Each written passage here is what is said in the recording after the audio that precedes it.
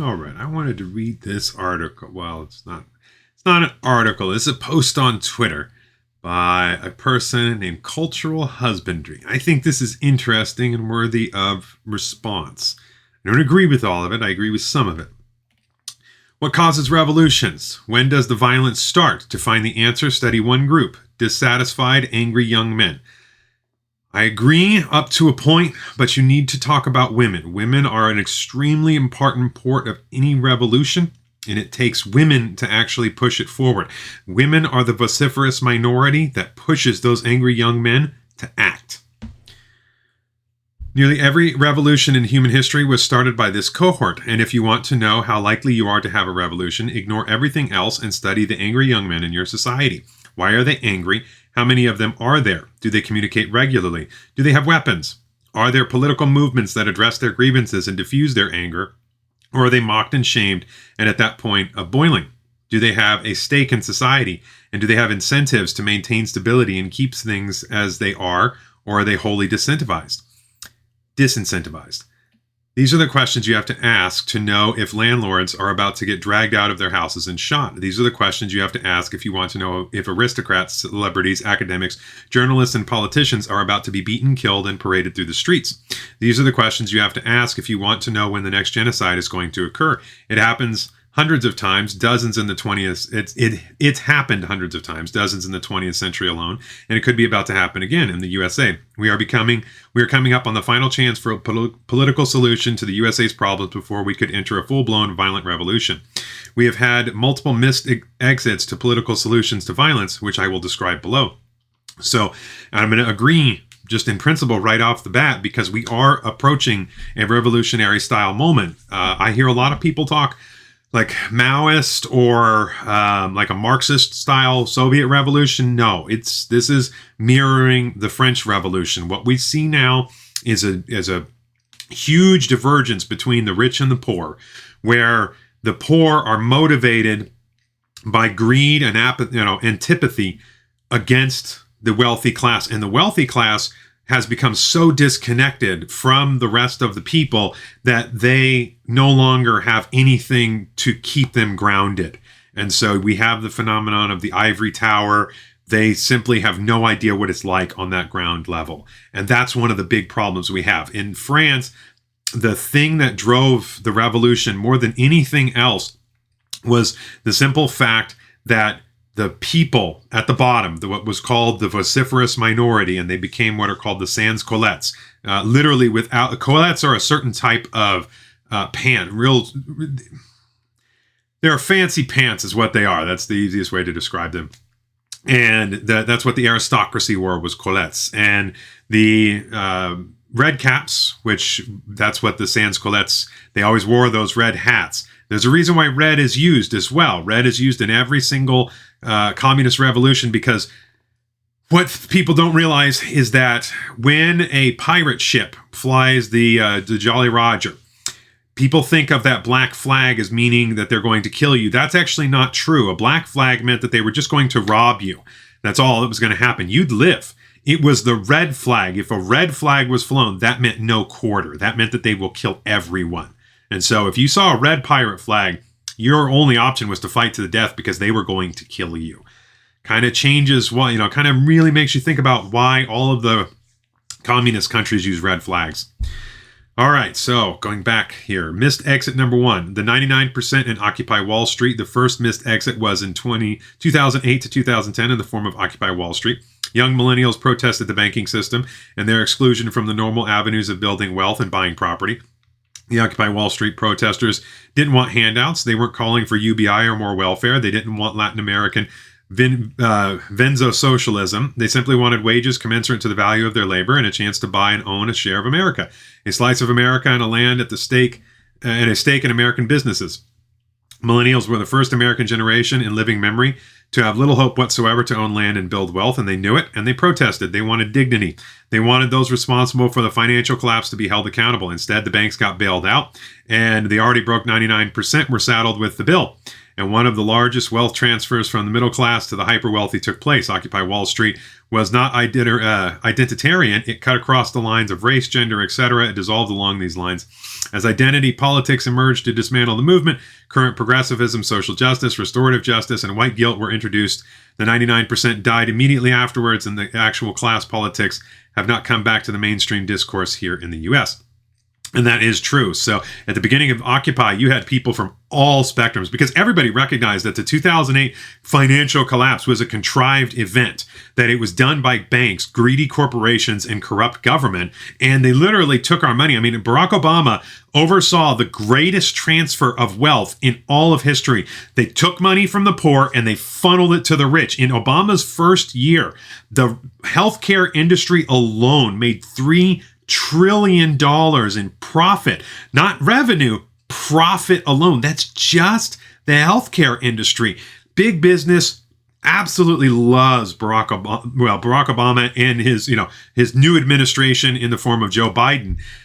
It's been nothing but a boon to the ultra wealthy for Democrats. Democrats really help out the super rich. It's amazing that people actually consider the Republicans as the party of the ultra rich when it's the Democrats who have helped the rich out more than anyone else. And I've said this many times, but I'll say it in this video too. 5 largest corporations are Apple, Google, Facebook, Microsoft, and Amazon, all of which lean hard left. Missed exit number 2. Me Too. The next large left-wing movement was Me Too, born from Gamergate. Angry, dissatisfied young men of the millennial and Zoomer generation, sick of being perpetually demonized as the villains of identity politics in their heretofore male spheres of gaming. I'm going to reread that because there's a better word that nobody uses. Okay. Sick of being perpetually demonized as the villains of identity politics in their hitherto male spheres of gaming. That's the correct way to use that word. As well as mainstream culture, and for Zoomers in classrooms and colleges started voicing their anger. Me Too was the elite response, a broadside of thinly veiled managerial supremacism under the guise of feminism. Me Too was exclusively bourgeoisie, exclusively moneyed, and incredibly politically influential. From 2015 to 18, Me Too accelerated the recognition or reconfiguration of American politics, journalism, media culture, and the Overton window of mainstream discourse. Identity politics was no longer just an obscure instrument to destroy class solidarity in Occupy Wall Street. It was now the official civil religion of the USA, a replacement for Christianity. No aspect of Me Too addressed any kind of material inequity, wealth inequality, property ownership, land ownership, or traditional popular concerns. Around this time, the word populist became a pejorative. The word populist became a pejorative, a perfect summation of the total capture of left-wing politics by wealthy, white-collar, sanctimonious, and overwhelmingly female managers. And notice, as part of Me Too, one of the big things that happened was we exposed all of this evil in Hollywood and nothing changed at all.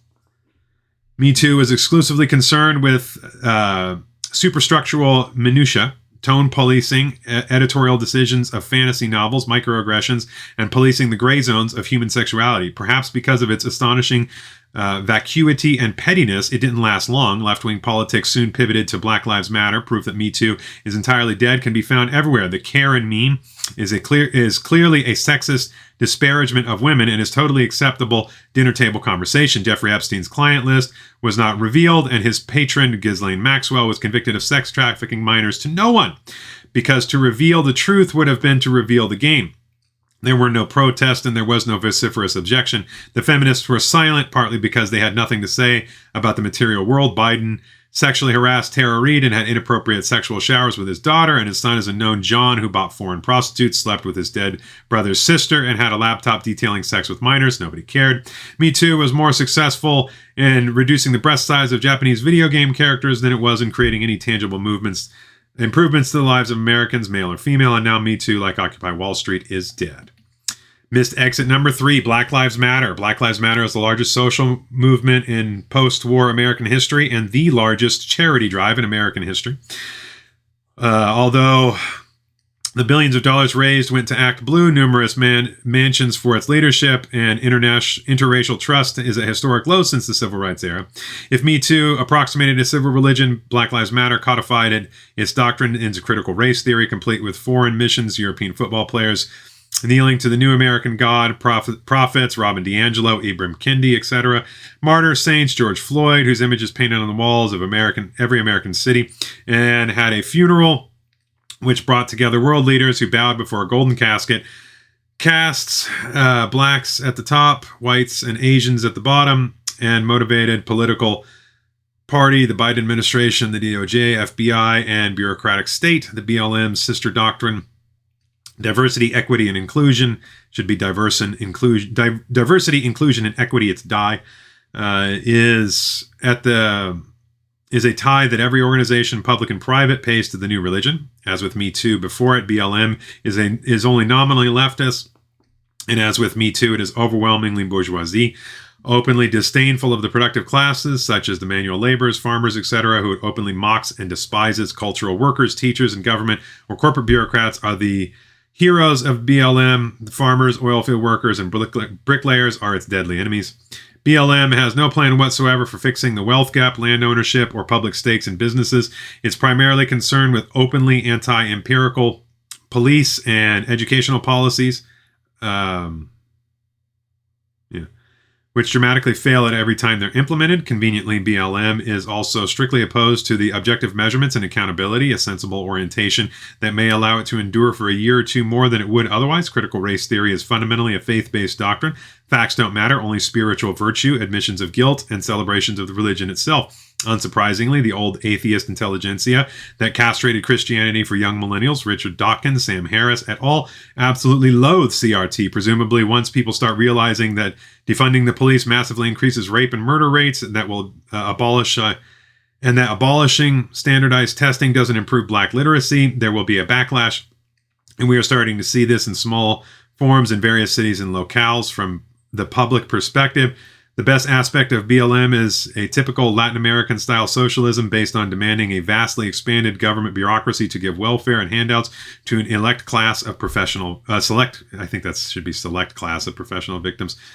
Even in this regard, it appears to have partially failed. Blacks are no better off than before BLM, likely due to the extremely corrupt grifters in charge of the treasury of the organization, Patrice Cullors, Alicia Garza, and Melina Abdullah. BLM has, however, successfully increased the proportion of white-collar managers and non-productive workers in every institution.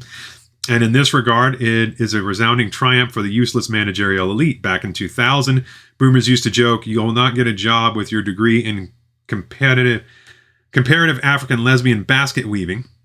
The average DIE officer earns $122,000, around 4 times more than what an average worker earns. Is the joke funny now? Are you laughing? Sex and stable societies. Stable societies have to find a way to pacify young men for the above-mentioned reason that young men are the only known cause for violent revolutions. If you piss off enough young men, your civilization doesn't survive. Throughout history, countries have found different ways of doing this. Empires typically send their young men off to conquer foreign land. This is what the British did and what the Japanese did after the rice riots of the early 20th century.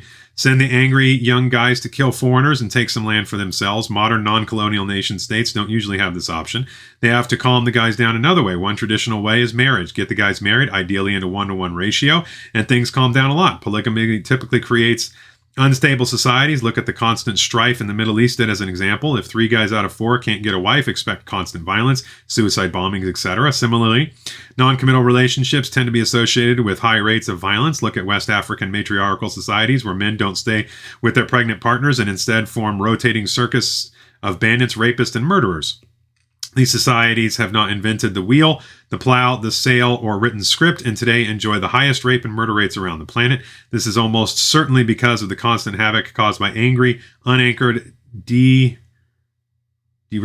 alienated men, few of whom know their fathers. Tragically, this pattern has been nearly identically reproduced in black communities in major U.S. metro areas. See Baltimore, East St. Louis, Detroit, etc. Communities that BLM is conspicuously silent about because BLM is a managerial project for increasing the number of white-collar administrators in public and private institutions, not a project to improve the lives of black people. Remember, Black Lives Matter started during the Obama administration at the Ferguson riots, and nothing has changed since then. Not a damn thing. In fact, things have gotten worse.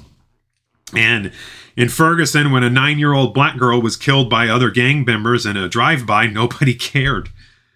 And that's when people realized, well, you're not actually interested in trying to solve any problems. You just want money and attention. Increasingly, young men in the USA don't marry, don't have sex, and don't have girlfriends. Over 40% of Zoomer males have not had sexual intercourse. The median age of the cohort is 21. This is historically unprecedented. Wow.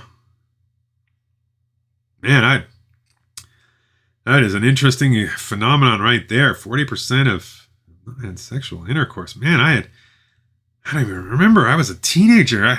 Technically speaking, I guess I was 13. But man, I don't know what it would be like under those circumstances. All right, so let's see. Women have a calming and pacifying effect on males, even on the biological level. Cohabitating with a partner lowers your testosterone and drastically decreases your violent crime rate. But young men in the USA aren't doing that. Settling down with a woman requires resources. It requires a stake in society. It requires a slice of American land for millennials and Zoomers. This is close to impossible. Yeah, $400,000 is like the median starting price right now for a home. The chance that you may marry increases massively if you own property. The chance that you have children increases massively too. The inability of young men to buy property is directly causing their failure to have long-term partners and children. Guys who 40 years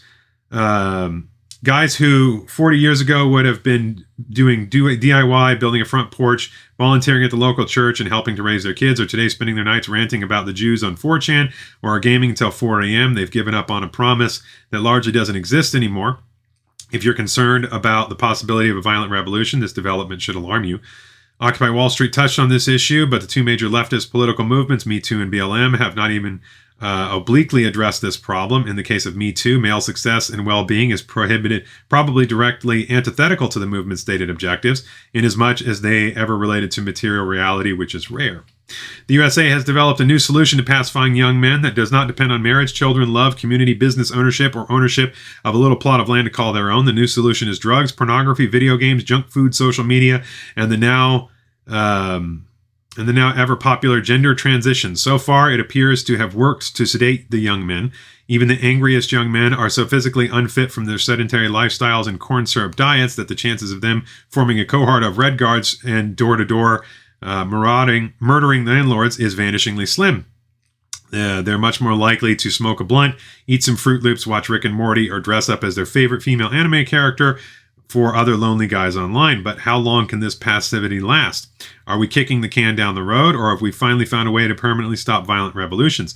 Is this what Francis Fukuyama called the end of history? Will Zoomer males, totally iced out of land ownership and business ownership, be content with subscription service everything, spending their lives as perpetual sexless tenants, receiving government UBI stipends, which get funneled instantly into the pockets of hedge fund mega landlord like BlackRock and online pornography purveyors of OnlyFans? Is Ready Player One the perfect image of an immediate future? Are corn syrup, Nintendo, porn, and weed the ultimate technology in preventing Mao Zedong or Adolf Hitler from rising again? It's hard to tell, not least because exactly zero good faith sociologists are examining what is going on in all male spaces and male culture. We have simply no idea how close we are to a Bolshevik revolution. It might happen tomorrow, or it may not happen again in the West. Remember what I said, it's not Bolshevik, it's Jacobin. We're mirroring France, not the Russians. Here's an excerpt from an online forum popular with Zoomer males. I'm going quote, I'm going to own a house by the time I'm 40. If I can't afford it, I'll take a shot at it. I'll shoot someone and take their effing house. I'm an American and I'm going to own a piece of America. My ancestors killed and took land. If I can't buy it legally, I'll do the effing same. F BlackRock, Capital, it's State Street Capital. F the government, F my... let's see, my landlord and his dog of a wife. I am not a rent cuck. How many young men feel the same way? Do they speak to each other? How many more politically peaceful chances do we have to avoid them enacting this fantasy? Do wealthy Americans of the managerial class understand that there are increasingly angry, deracinated, alienated young men with absolutely no incentive to maintain society as it is? The CIA, FBI, and NSA have identified angry young men as the number one terrorist threat in the USA, but it is Is that really true of a group of emotionally and mentally castrated young men? Unfortunately, the proposed solution by those at the helm are inevitably the managerial type. We need more censors, more anti-bias training, more government spying, more anti-racist educators, more control over publishing, more scrutiny of social media, more censoring, more shaming of young men, more language policing, more women and people of color in positions of power. None of these solutions make a passing reference to why males are angry. Who cares? Will these solutions work? Same thing that is going on right now that the France experienced in the late 1800s, early 1900s, which Gustave Le Bon, the famous social psychologist, he detailed this problem where he talked about, so France and America have a real big problem of a managerial class of people who can the only thing that they can do, they go to school and all they can do is be administrators. They have no skills other than to tell other people what to do. And back in the colonial days, this was okay because both France, Spain, and England all had the ability to send people into university. They'd get this worthless education, and the only thing they can do is go out and be administrators. Well, that's fine. Go send them out to a colony, and they can administer the colonies, and who cares if the colonies aren't administered that well? That's why the Spaniards' colonies were so poorly done, and that's why you see so many issues with the Spanish-run colonies. The French did slightly better, and the English did the best at it. But in all cases, because they had that ability, and it talked about that at the beginning of this article, you had something to do with those young men, whereas you don't have that option now. But we still have the same problem, which is we have a whole class of people, probably 30 to 40% of people, whose only functional skill is to tell other people what to do. So they have no real use in society. That's a big problem. All right, so many of you think that I am exclusively talking about the bête noire of American politics, the dreaded white male. Soon, that won't be true. Over 50% of under 18s in the USA are Hispanic, and as of 2021, the median age of Hispanics is 11. In less than a decade, a colossal cohort of young, low net worth, low educated young males is going to begin adulthood. Their parents usually married and settled down. The younger generation of Hispanics do not. They don't marry, they don't have kids, they don't own businesses, and they don't own property. Will they be satisfied with a future of perpetual tendency to non-Hispanic landlords, compounded by their humiliating cultural inferiority to the non-Hispanic white population? Will they peacefully lay down and accept their fate? The best outcome is a descent into constant low-level violence, as we see in Colombia, Mexico, etc. However, another likely outcome is an actual revolution as young men from this cohort decide to take what they want. If working doesn't get you anywhere, what kind of an imbecile works?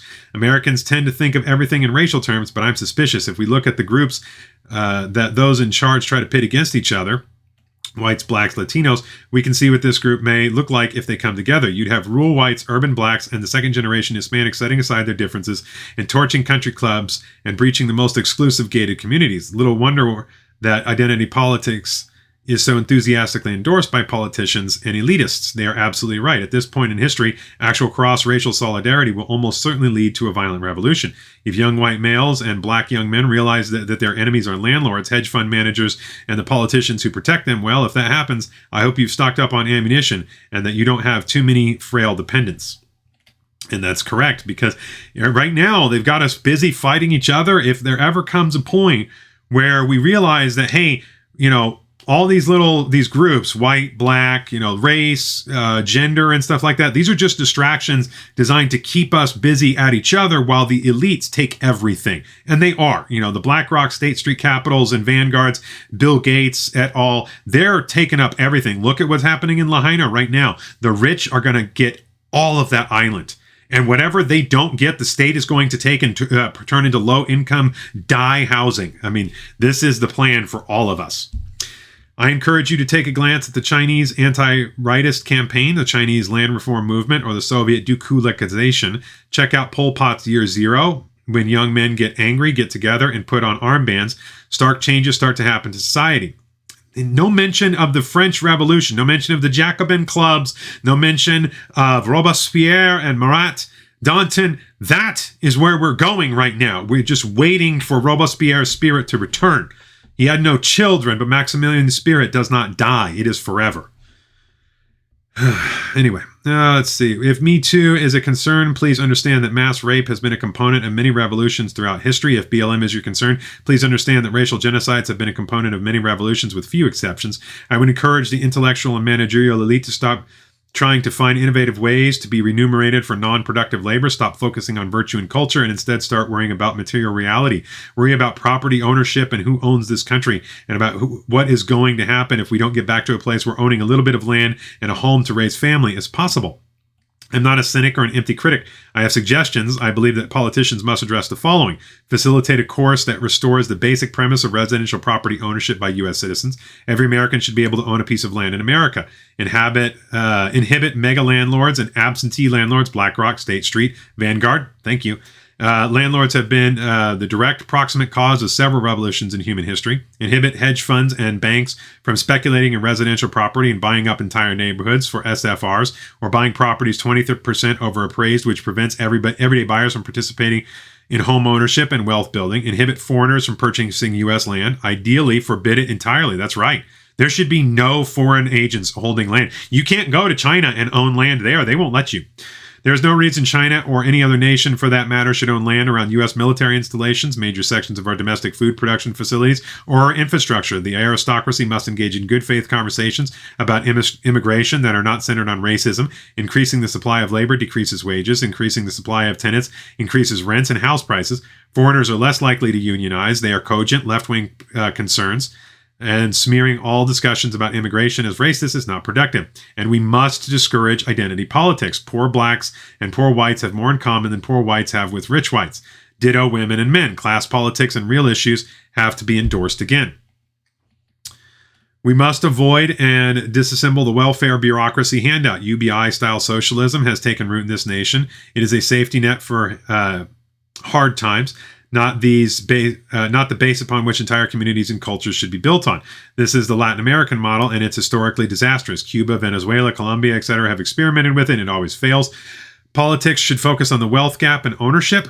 The general public should own their own home, have a stake in their business, and have a stake in their community. A nation of government-dependent tenants will be violently unstable. History proves this. Stop shaming the poor and everyday folks as hillbillies, hicks, rednecks, flyover country, etc. The aristocracy and those who voted alongside them must stand up for the everyday worker. The elite, hyper-educated capture of the left is utterly disastrously toxic. There is no reason a guy working construction should be paying taxes which pay for some Ivy League student's worthless English degree. It prevents us from solving problems that threaten social stability. We must encourage real-life social institutions. The abandonment and disenfranchisement from society is disastrous. Humans need social community in the physical realm. Respecting young men may be difficult, but if society continues this trend, it will, likely within a generation or two, learn to fear them. Understand that collectively men do, to a real extent, hold a gun to the head of civilization. It is young men who decide if we have a great leap forward, or a dekulakization, or a Night of the Long Knives. I can't do German. Ideally, society should be encouraging young men to have a settled stake in society by offering them prestige and respect for doing the right thing. At the least, the aristocracy and managerial class that appear so blind must begin to appreciate the fact that every civilization is in a hostage situation. It is ultimately the young men who decide if we have a revolution and genocide, or if we have a white picket fences and golden retrievers. You may not like it, you may hate it, but you must understand it. Be kind to your neighbors. And so I agree with the central premise of this, and I will add a few things on ways that we can address this problem. So one of the things that we have to recognize is the Pareto distribution is a thing, and it is a guarantee in any system of creative or monetary production. 1% is going to end up with half.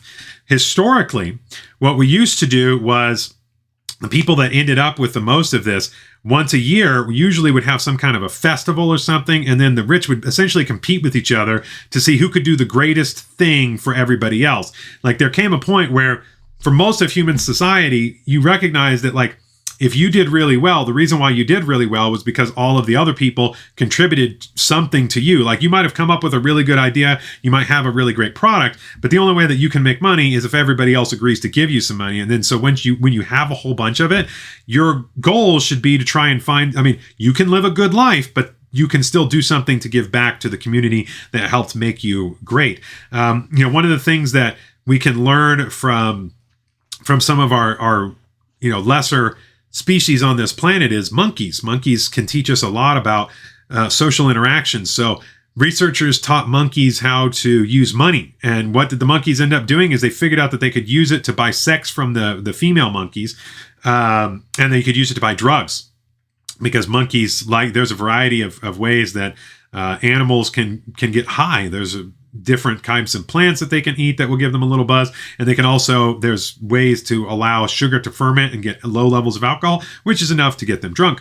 And so that's what monkeys will do, is they will go pure carnal and just, if you take that away. But if you don't teach them that, and they just, the monkeys learn entirely on their own, one of the things you'll notice is that there won't ever be a monkey that hoards all of the food products and then doesn't share with everybody else. All monkeys will always share with others. Now, there's a hierarchy, and so there are monkeys at the top who get first dibs on the good food, and then there might be a monkey down at the bottom who doesn't get such great food, but he's always fed.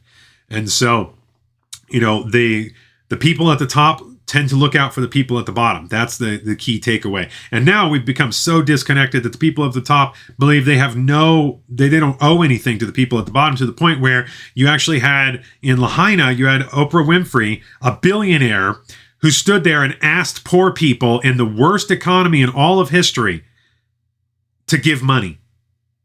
To give money, instead of her just writing a check for $10 million, which she could have done like that. Instead, she asked you to give the money, that shows you how truly disconnected they are from reality. So good job on this post. And so that is it.